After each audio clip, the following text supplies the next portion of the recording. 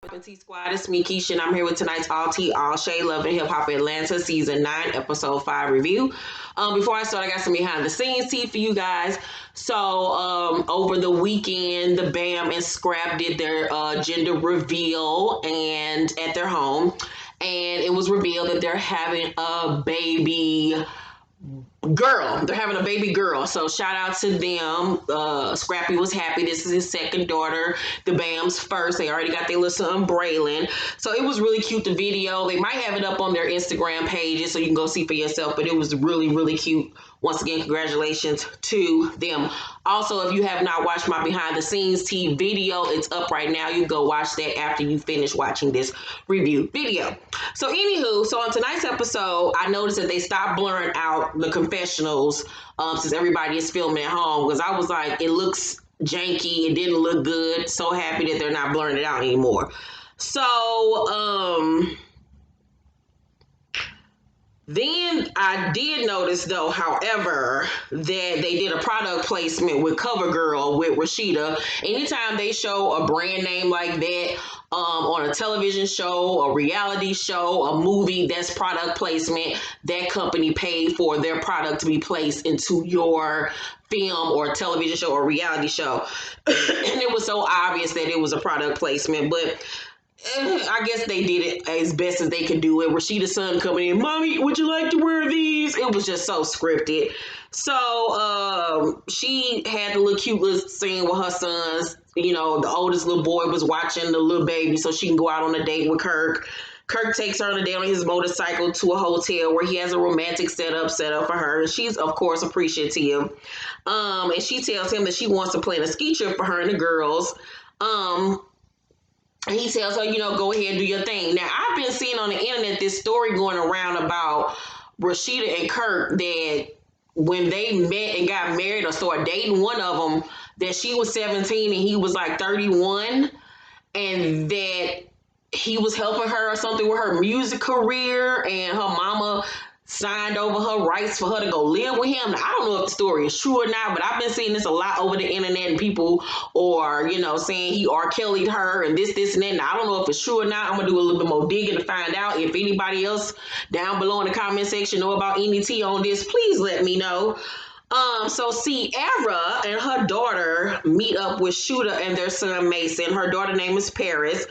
And it's Shooter's birthday, and she gives Shooter a Chanel gift. And I was surprised by this, because the last time we seen them together, she was going off on a nigga because he wouldn't testify for her in court. So in her confessional, Sierra say, I was so mad at Shooter because he didn't want to testify for me. I couldn't even look at him.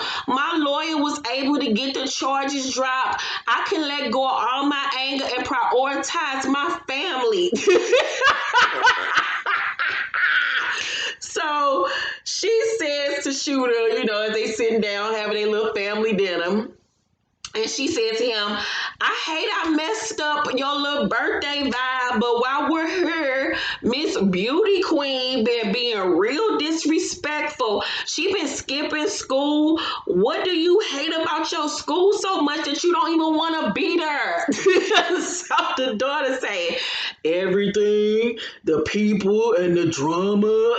Like, the little girl didn't smile. Now, one time, she was sitting there just hunched over, just with a lip poked out. Like, I would have been pissed if I was Sierra. She like, you don't sit your ass up and act like we on goddamn television. Like, girl, sit up. Act like you got some self-esteem about yourself. Like, what's going on with the child? So, Judah say, you gotta stay away from all of that. Like, you can't be mixed up in it. So the daughter Paris say, you know, I tried. And Sierra say, I think our kids are just adjusting to us not being together, because sometimes we always beefing and don't like each other. I think we just need to, you know, be friends and with one another. And the little boy Mason shaking his head like, no, the fuck y'all don't. The little boy was so bad and cute. So Sierra say, I feel at the end of the day, we still a family. We ain't gotta be all huggy and loving and kissing on each other, but I mean, I'm sure your dad would love to do that. Shooter was like, nah, I'm good. And so in his confessional, he says he thinks that Sierra is jealous because he's with Kiyomi. Now, she don't know about Cheyenne, because he said him and Cheyenne ain't that serious right now. But I was like, I don't think that she wants you like that, Shooter. I think she's been there, done that, know what the cow brings, and don't want that spoiled ass milk no more, nigga. Only person that wants you is these little dumb bitches that's trying to get on. So Jock goes to his salon that he is co-owner with the girl Sharonda from last season, and she like, what the hell are you doing here? Because you ain't even been here in the last year. He told me he coming to check on his investment, and girl, she was not featuring that nigga. So he invited Alexis Scott there to talk. They sit down and he brings up her post about sex trafficking that she was involved in. She says that even her family didn't know about it. He wants to, however, do a forum on his radio station platform and have her as a speaker. She's unsure about it because she said people were accusing her of doing it for clout on her Instagram. Now, I'm going to tell y'all my thoughts on it when we get to her next scene. So, Rasheeda, DeBam, Mimi, and Sierra go shopping for the ski trip, and Rasheeda tells them that she also invited Spice and Carly to go on the trip too. So they like, oh Lord. Sierra say, the last time I seen Carly, I tried to make up and she told me her best friend name is Karma. So in her confessional, Sierra say, do I miss my friend Carly? Yes, but I don't want to be on no slope and she pushed me into a damn tree to my death. I want to be Sierra. I need Lord make a way for me and Sierra to do a video with each other where I'm doing her and she's doing her and I'm dressed like her and we talking to each other like we're both Sierra. Lord, that would be everything. So Sierra say, this trip is much needed because Mason and my daughter been acting up. So Bam say, I had a family dinner that was a disaster. She tells them about Mama D in the obituary, how she went too far with it. We talked about that on the behind the scenes TV video, by the way. So in her confessional, she says that, Scrap ain't been talking to Mama D. He ain't been answering her phone calls, text messages, or nothing. And I don't blame her because she went honestly too far with that once again. So it's the sex trafficking event. And Jock has his fiance Kendra there, 2 other guest speakers, and who else was on that panel? It was some other lady on that panel. Akbar was in the audience there supporting. So, they bring up the fact that, sex trafficking and human trafficking is just more than a man in a white van that's going to, jump out the car and grab you and kidnap you. It's happening all over and to a lot of people. And one of the guest speakers says that a mega pastor's daughter got her into the industry, and then she slept with 20 men a day and had several second trimester abortions where she had to physically push her baby out her stomach. When I tell y'all, my body started to hurt. You know how you just hear something, it just make you sick and just make your body ache and just give you that cringy feeling on the inside. Like I physically started hurting hearing her tell her story, but it's needed because this shit is crazy out here. So a lady named Tony said she used to be a trafficker and that she used to get girls from churches. And I was like, bitch, you need to be underneath somebody's jail. Bitch, I don't give a fuck about you being reformed, but bitch, you need to be locked up somewhere. Like that is crazy how people are preying on folks. Like, oh my God. So Alexis Scott decides to show up and arrives and, to tell her story. So one of the other speakers says, a sex trafficker can earn up as little as $32,000 a week off sex trafficking. And they can use one woman over and over and over again to make millions, just having niggas run through them. So Alexis says that she ran away at the age of 15 and was held hostage. She wasn't kidnapped, she was held hostage. So evidently she ran away at the age of 15, was with some man allegedly, and was held hostage. She said the guy threw her phone in the water and she was sold to whoever. And if she complained, he said he was going to kill her. She said she was just praying to God that somebody would find her. She says a guy one day looked at her, saw her crying, and asked how old she was, and she told him. He said, say less, and dropped her off at a bus station. He never told her name. I'm sorry. Don't want to be that person, but that story has so many different holes in it. First of all, how you was held hostage by some man. Then some random man just looked at you one day. Now, where did all this happen? Was he a client? Was y'all at the grocery store? Like, how did you get away from this man if you was being held hostage by him? So if it was one of his clients per se, he just walked out the door with you and the man didn't do nothing. Like, it was just so many holes in the story. You ain't know his name. He just looked at you and dropped you off at a bus station. I'm sorry. I just don't believe nothing this girl is saying. I do feel like what other people are saying that she doing this shit for clout. I hate to be that person because you never want to shame a victim or say that they're lying, but I'm just sorry. It's just too many goddamn holes in this story. If she is telling the truth, God help her. I pray that she gets all the help that she needs to get past that, and whoever did it gets caught. But that story just had so many loopholes in it. It just did not even seem real. So the story of Sierra's daughter being attacked is all over the Atlanta news. And so her daughter was attacked at school by a student and the little girl mama. So Carly and Mimi and Rasheeda meet up to discuss it. So the little girl helped her mama get onto the school campus, which is, this shit is crazy. Like, how you a mama fighting a kid? Like, the only way I'm gonna physically fight a kid is if like they like physically like went too far and harmed, stabbed, or tried to do some shit like that to Kyrie's. But if it's just a fight or some bullying situation, I'm not gonna fight no other kid. Like, really? So I was like, you a low down dirty bitch to pull some shit like that. So Carly say, I can totally relate to Paris' situation getting jumped on by all these people. And Rasheeda looked at her like, you comparing your situation to this little girl getting jumped on in a school bathroom while people videotaped it and by two people, by this girl mama and the girl. Like, you reaching, girl, because you ain't get jumped like that. Now, did you get pumped in the head a couple of times? Hold up. Feel me, girl. Did she get popped in her head a couple of times? Yes, but it wasn't nothing like what this little girl went through. Like, girl, have several. So, but the way Rasheeda looked at her had me down laughing. So Mimi asked her how she feels about her and Sierra at this point, and Carly says she doesn't trust her, but she did reach out to her. Mimi, however, hopes that they can work on their situation on the ski trip. So Sierra and Paris go to shoot a house, and he asks her why the mama jumped in. And the little girl Paris say, she said I was judging her.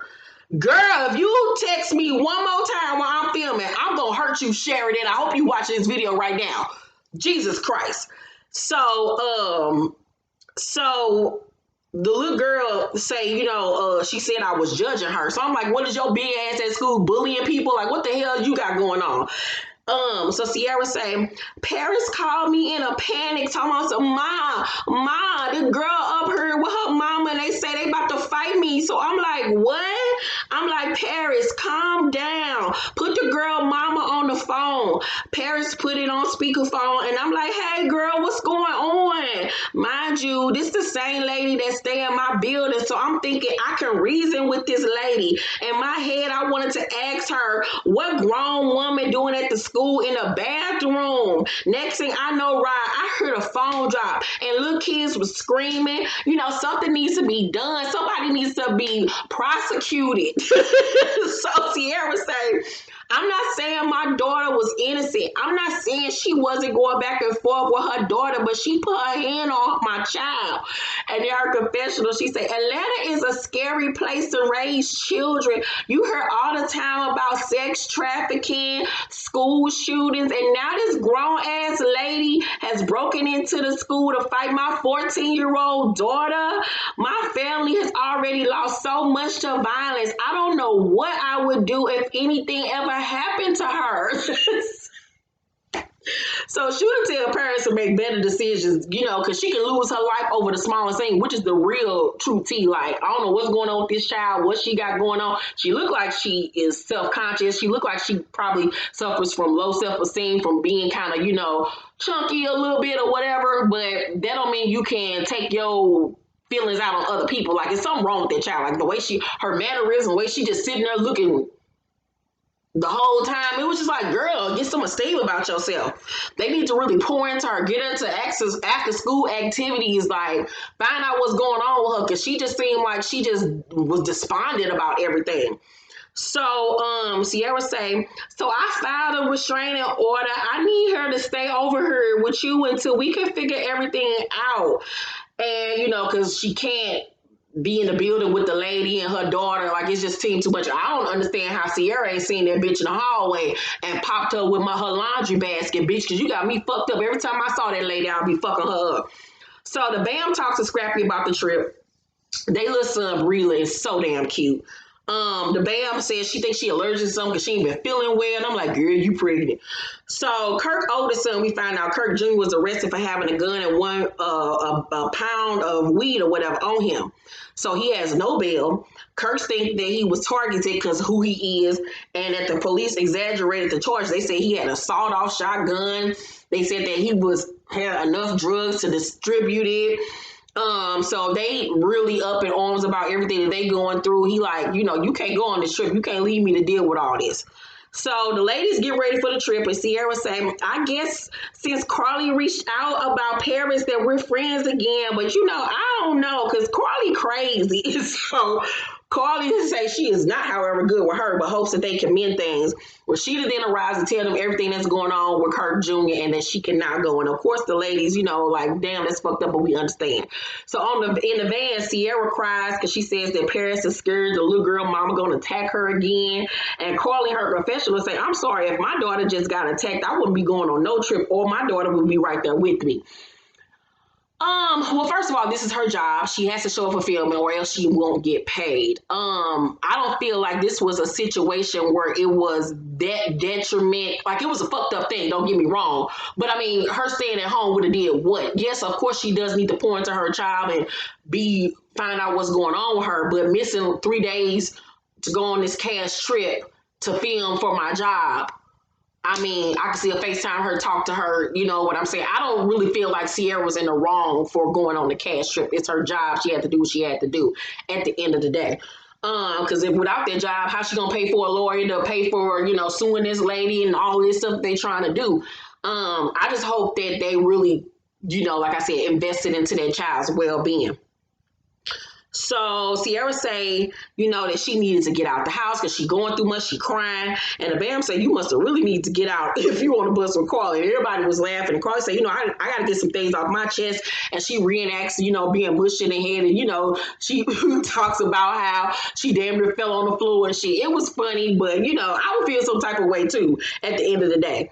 So the Bam is sick on the bus, and Sierra point out that she might be pregnant. And the Bam says that she breastfeeding, so she can't get pregnant. I was like, who in the fuck told you that since you breastfeeding mean you can't get pregnant? Bitch, what in the gym and the holograms is you talking about? The girl, I was like, now I see why they call your ass the Bambi. Because your ass is the dumb. So, Shekinah texts Sierra and said that she coming on the trip, she gonna meet them there. And Spice ain't feeling it. She said she don't fuck with Shekinah no more because she says that Shekinah say one thing in her face and then say something else behind her back, and she know what she did. We gonna find out on next week episode. So Cheyenne is at Scrap's house helping him move into a bigger house. And I was like, well, where the bigger house is? Because he looked like he downgraded from what we seeing via his background where he at now. So she doesn't want to talk to Shooter about progressing their relationship since Paris got jumped. She said, he going through a lot. And I was like, girl, he don't want you no way. So Cheyenne is into it, however, with KK because her phone is under KK's bill and she didn't pay it, and KK is mad. And I'm like, how's your grown ass on another grown ass woman that you just met allegedly a year ago phone bill? Like, the fuck? How old are you, girl? You ain't 12. Like, you can't afford to get your own goddamn Sprint bill or Boost Mobile. Like, what the fuck? You childish as fuck. So KK arrives with her blood pressure device, child. And she says that Cheyenne got a nasty ass attitude, and they showed a text message where KK and her was going back and forth. So KK said to Cheyenne, my message is clear and factual. Sometimes it's just not time for the play. Then they bleep something out. Get yourself in check before you dare insinuate anything about disrespect. That smart shit is not always necessary. Busy, talk to you later. Cheyenne responded, first off, I'm nobody's bitch. I never disrespect you, and I don't tolerate disrespect from nobody else. I didn't care what the situation is. I don't care what the situation is. You can be busy all you want. I don't even care, but you won't disrespect me. I was busy working at the moment and didn't have time to entertain your loud talking, but I have time now. And then KK responded, girl, bye, just pay your phone bill. So KK then says, Cheyenne, I know you had the money to pay your bill. You didn't pay it to spite me because I cussed you out. But I cussed you out because you were being a bitch. Cheyenne say, no, I wasn't. KK said, you called me a bitch. And she was like, no, I didn't. Now, from what I just read, the girl didn't disrespect her, nor did she call her a bitch. Now, I don't know what was said after that, but KK just demands, and that she said she called her a bitch. So KK said, you need to say, I'm sorry. Did you tell him about Shooter? And Scrap say, what the fuck did I miss? And then the episode goes off and it will continue on next week. I thought this episode was good. It was a lot of shit going down. Overall, I give tonight's episode a B+. It was interesting. It was, the Sierra stuff with her daughter, Kirk Jr. getting arrested, the Bam might be pregnant again, Carly and her nonsense, the Shooter and Cheyenne and shit. It was a lot of, messiness going on, Alexis and her lies, allegedly. Yeah, so let's talk down below and let me know what y'all think. Do y'all think Alexis is lying? Do y'all think she's telling the truth? What y'all think about Paris' situation, getting into the fight at school? What's up? What y'all think about tonight's episode? Let's talk down below in the comment section. Make sure to thumbs up this video, like and subscribe, and hit that notification bell button. I love you guys, and I will see you on the next video. Bye.